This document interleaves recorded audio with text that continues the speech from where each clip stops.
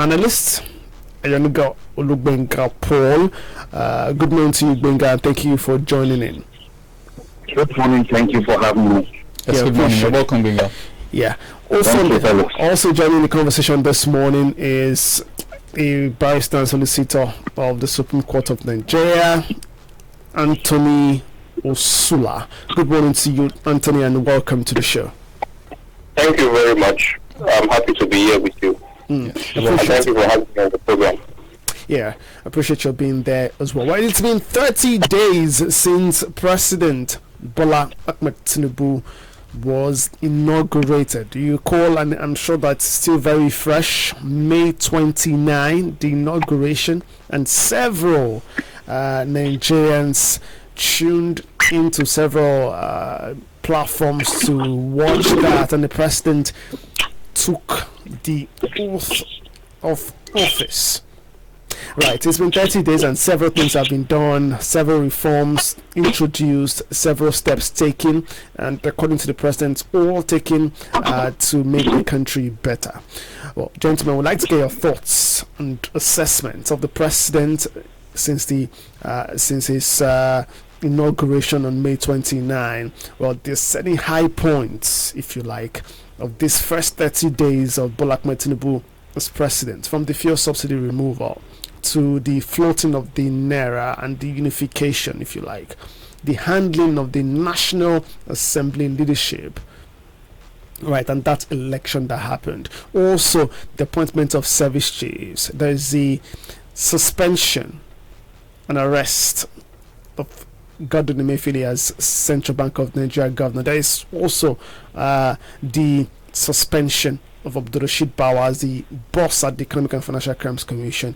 There's the new tariff on electricity, right? Which, well, Discos have now said they're suspending because it was supposed to start tomorrow because NEC was yet to approve that.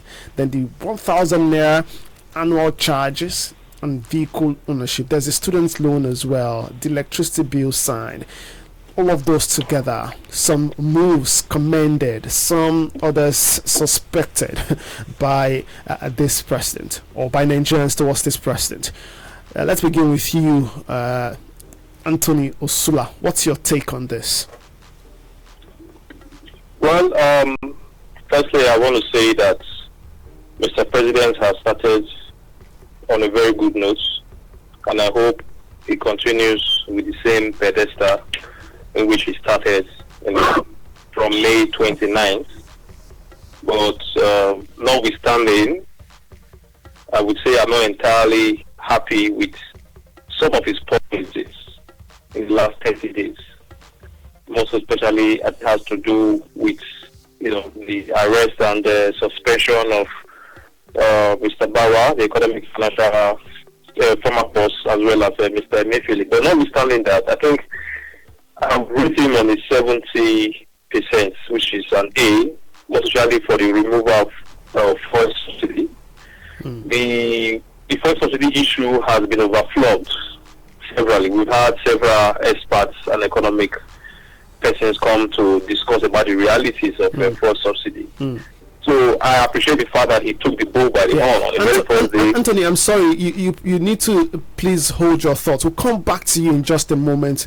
We need to go on a very short commercial, and I'd like to get your thoughts on some of the things you've raised in a moment. Please stay. Okay, thanks very much. Yeah. Where we take your business from where it is to where it should be. You are listening to Law FM 103.9. Don't touch that dial. Finest babe, how do you do it? My skin gives me the extra confidence to light up the room. That's why I'm deliberate about how I nourish my skin. I use a soap made with the right natural ingredients. A soap?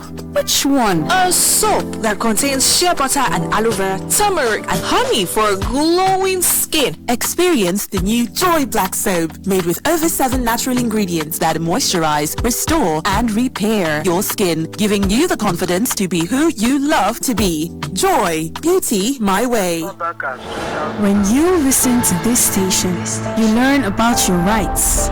You discover the law in ways you never imagined. You know why? Because we broadcast in your interest. It's a problem that we are all experiencing in the country. Different parts of the country, the same thing is happening. So who do we call on to? Who do we hold responsible? We impact knowledge. If the grid is unable to shed the load that it ought to, it could also result in the collapse of the national grid. Call it what you may, but we are here to stay. The law was never biased, so why should it be now? To every individual, we are Law FM 103.9. There are no internal electricity boards. This is Law FM 103.9. Strap yourself in because we're set up, switched on, and ready to go on Law FM 103.9. What's more conversational than? Oh wait, this is the Discuss on the Law FM Morning Show. We want to hear you.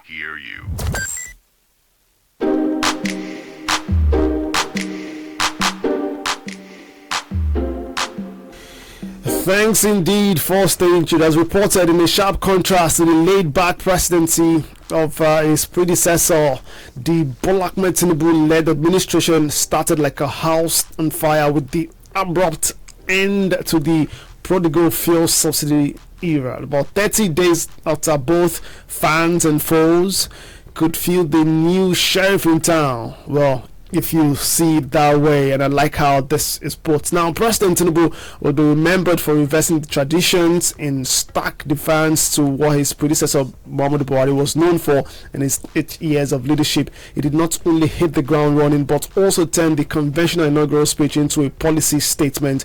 And while reviewing all that the president has done this first 30 days as Commander-in-Chief of the Federal Republic of Nigeria, let's get talking some more. We've got Anthony Osula, a legal practitioner, as well as a social critic and analyst, Gbenga Ayannuga Paul, on the line talking to us. Good morning to you, gentlemen, again, and thanks for being there. Thank you very much, Mr. Kingsley. Yeah. Good morning.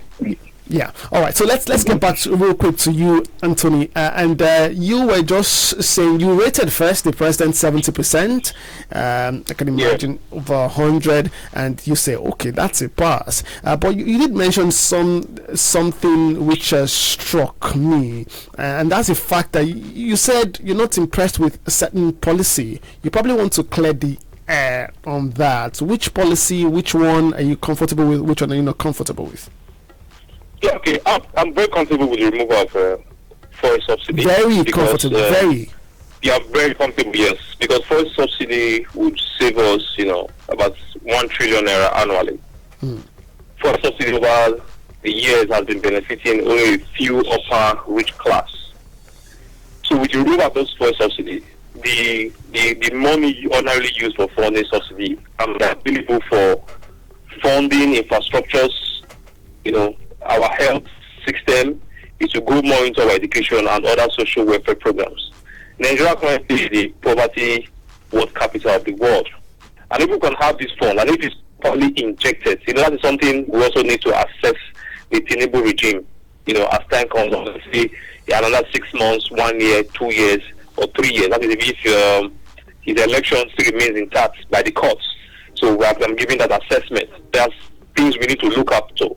If we can rightly make use of these funds, not that these funds will be depleted through the hands of few upper class, through bloated contracts, or through financial misappropriation. But if it's properly injected and used for the right infrastructure, it has the capacity to turn the economic fortunes of the lowest class, the poverty class, those living below $1 a day, and can change their fortune and uplift millions of Nigerians out of poverty. Then another thing I also like, I like the fact that the removal of the service chiefs.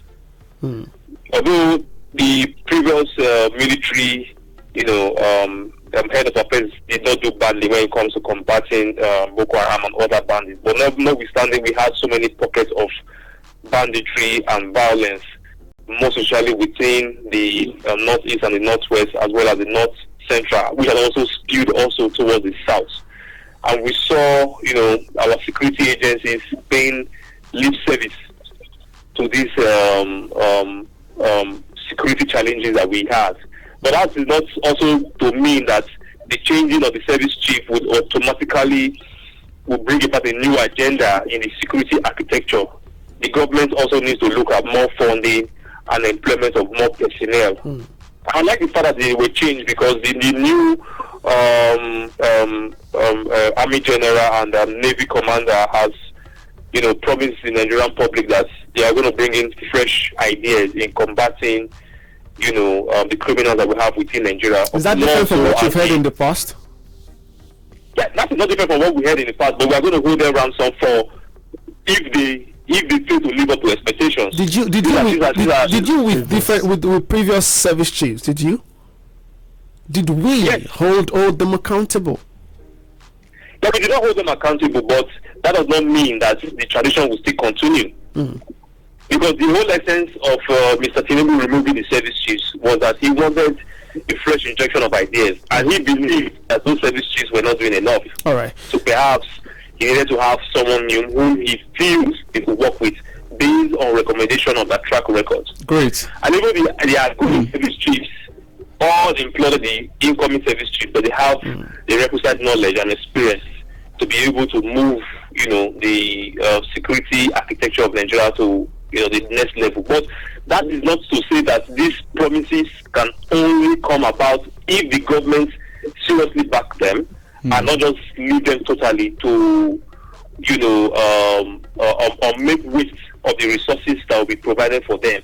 The Mr. Tinubu administration must create a platform wherein there must be something like a monthly report of the security efforts and give him feedback so that he too can also be assured that his decision of removing the previous service chiefs was not done in vain. Yeah, I suppose that's what the national. We'll go to Gbenga in a moment, but I was just going to say that I suppose that's what the National Security Advisor is there for. Coordinate this, get the reports, and then be the connector between the service chiefs and the president. And you mentioned something about the outgone now service chiefs, the previous ones, immediate past, praising the current service chiefs as experienced. I'm not sure that any past service chief who's outgoing would say anything, or we've not seen any of such trend. If you listen to the speech, I listened to the speech. I actually watched the full-length video of General Irabor, his speech when he was leaving. He actually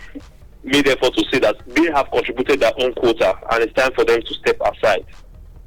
And that the new incoming chief of defense staff is someone whom he feels has that capacity. And for whatever reason Tinubu might have picked him, he doesn't see it as a very bad choice. Yeah, no, I'm not disputing that. I'm saying that there's no outgoing service chief who would speak ill of the incoming. That's what I'm saying. But just on this side. All right, Osula. Well, the truth of the matter is that I wouldn't know. I'm just quoting him verbatim. Right. Whether it was for politics or was for window dressing or for face dressing, I wouldn't know about that. But that is exactly what he said. All right. And we have the military angles. We don't know them that much. They have worked with themselves over the years for the past maybe 20-something years. So they know themselves better. Right. So if they are going service chiefs say, well, the incoming one, I feel he has new ideas and he will do better. Because even the outgoing ones also with acknowledgement that even when they were picked by the Buhari administration, they also came with the effort of bringing in new tactics and ideas of how they can combat, the security menace currently facing Nigeria. They have their own ideas. They have their own similar training, but different wisdom and of how they feel they can do things differently. And perhaps when they were giving tax in that, they might have performed. That might have prepared such recommendation from the outgoing service chiefs. Right. Also, I must come in here before we go to Gbenga. The judiciary, it's a very important, like it's also part of the three arms of government. Yes. So I just want to find out from you, if you look at one of the decisions that the president took was to sign into law a bill that has now increased the retirement age of judicial officers from 65 to 70 years. Some people have expressed their views as to that particular law, which they say would create a lot of things, but it has a lot of negatives because number one, it will not. You have people who are as old as 70 years still serving as judicial officers in a... Are you with me? can hear you. Yes. All right. I can hear you. Yes, in the courtroom where you have very few equipment or to deal with. Whereas we still use longhand, you can't expect somebody with 69, 70 using longhand. You don't really have the facilities to carry out speedy justice dispensation. What do you make of this particular decision of the Tinubu administration to increase the age of judicial officers from 65 to 70 years? Well, personally for me, I do not support that particular ratification of this, especially for judges at the lower bench. I think you have especially mentioned what readily comes to mind. It's not about it, because I read the reason that was given, even during the previous administration, or the reason why the deal was made. One of it is to prevent a situation where a judge by 65 years retires from the bench and a matter starting de novo. But for me, I just see it as some few judicial officers, perhaps, who lobbied the National Assembly to pass this legislation for their own personal and private interest. I don't really see it as the interest of the common man, because I've had cause to interact even within the courtroom and outside of the courtroom, and I know the feelings of certain judges. They feel that elevating their year to their service to 70 years is going to constitute more hardship on them. Mostly that they don't have the facilities needed to assist them. For instance, it's not a judge who is 65 or 67 sitting over cases in his or her courts. Some judges have about 500 cases in their courts, 500 active cases in their courts. If you go to the court list in a day, at times they can have like 20-something cases in a day, and you can have like 9 or 12 matters going on for contentious hearing. So imagine a situation where a judge is 65, having to write every piece of evidence given in court in longhand, and you can imagine the time or pain to take some counsel to cross-examine on witnesses. So you realize that at the end of the day, that judge is unable to exhaust the court list and will not require counsel in courts to take further adjournment. So these are factors that contribute to the elongation of matters in court. So I think what the government ordinarily should look at in trying to prevent cases from remaining long in court or starting de novo is improving the facilities. It's not by increasing the ages of judges that will resolve the problem. So in Nigeria, we are used to, instead of solving the main problem or cutting it from the roots, we just pay the lead growth. So like I said, I see it as some judicial officers, it's not my work, but in my own thinking, lobby the National Assembly for their own interest to have their years elongated to 70 years. For whatever interest is personal to them, but for me, it's unnecessary. What the government should focus on is employ more judges. For me, there is nothing stopping the government of the day, both federal and state government, from increasing the number of judges in the Court of Appeal, as well as even in the various high courts, and providing the facilities. There are many times judges who want to be employed in the state. The governor of the state will come out to frustrate the process. One of the ways he does it is to inform the National Judicial Council that the government does not have money, if these judges are employed, to pay them and to provide them, cars and other allowances. And that has a way of stalling the process. All right, Anthony. So if we have more judges in the system, then judges will become more effective because we'll have lesser cases to attend to. All right, Gbenga, thank you so much for being there, Gbenga. Gbenga, let's come to you real quick. Several moves made by President Bola Ahmed Tinubu in his first 30 days at the presidential villa. And are you since Anthony has spoken a lot about the things he likes about what the president has done. Well, maybe now he's just spoken about the judicial parts, some things he doesn't like. What are the things or are there negatives you've noticed, Gbenga, from this first 30 days or in these first 30 days of President Bola Tinubu? Hello, Gbenga. Gbenga, are you there? All right. Okay. Gbenga, are you there? Okay. So we'll keep the conversation going. Hopefully, Gbenga can reconnect in a moment. But let's continue the conversation, Anthony. Well, it's 10 minutes past 10 as we speak, and so it's time for just one thing. You know what? Take the mic. We want to hear you. We want to hear you. On the Low FM Morning Show. That's right. It's time for you to take